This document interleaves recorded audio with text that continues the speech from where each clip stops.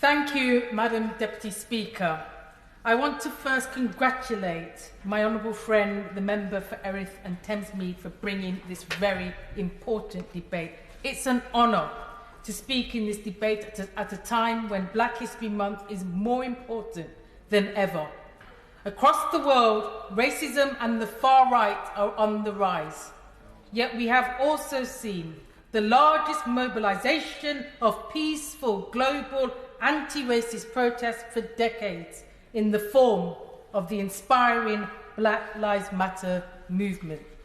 At this crucial juncture, it has never been more important for us to learn from the history of racial oppression and to end the injustices that exist to this day. The scourge of institutional racism continues to affect us in all walks of life, from police use of force to the disproportionate number of Black children who sadly go to bed hungry. The Windrush scandal was an unacceptable travesty which denied Black British residents their basic legal rights.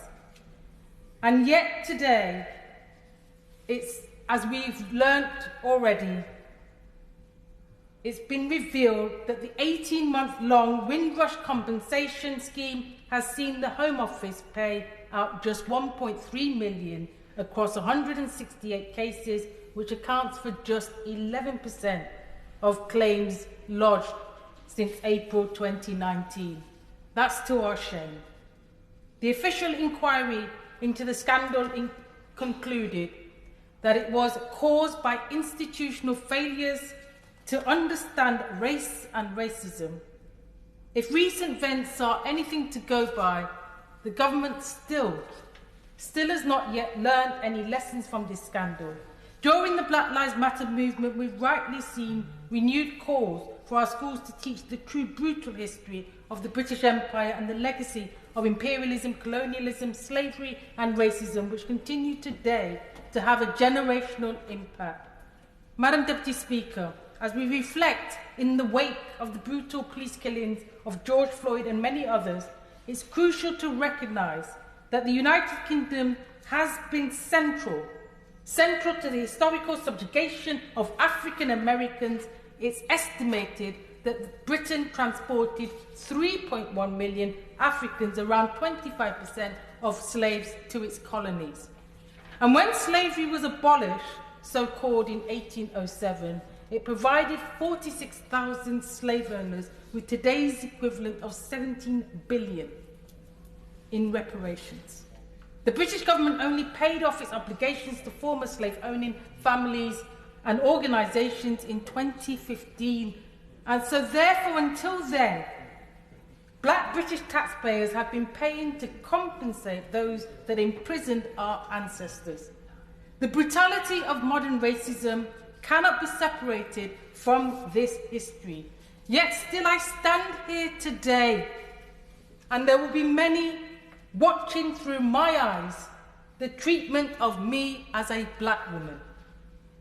Despite the inequalities and blatant racism we continue to face to this day, it is crucial for Black young people in particular to be proud and celebrate our history and our unique contribution to civilization, as well as the many discoveries and inventions made by Black people. To know one's identity and from where one comes is such an important legacy.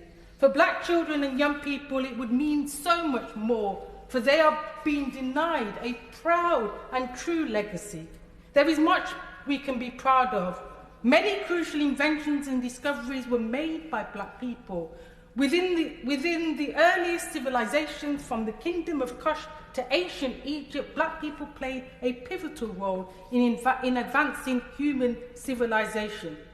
For we come from a people that built the pyramids so precise, and to this day, with all the modern technology at one's disposal, no one can replicate. We should be proud of Charles Drew, who invented the blood bank, and Dr. Daniel Hale Williams, who performed the first open heart surgery. The first home security system, co-invented by Mary Van Britten Brown, and the first traffic light was invented by Garrett Morgan. The most used microphone was co-invented by James E. West, and the carbon light bulb filament was invented by Lewis Latimer. And we should know, shouldn't we, that Britain is our country. We were here from the beginning. We can trace ourselves back 10,000 years or more to the first inhabitants of the British Isle. And so, Madam Deputy Speaker, our role is not to look in the mirror and simply replicate what we see. We are not here to bequeath a future worse than that which was bequeathed to us. Our role is to look in the mirror and correct what we see. Black history reminds us of who we are and from where we came. But our role is to make history. Madam Deputy Speaker, let us resolve for our proud history to be taught all year round, and let us fight for a fairer future in which this important month will no longer be necessary, and to transform Black Lives Matter into an everyday reality. Thank you, Madam Deputy Speaker.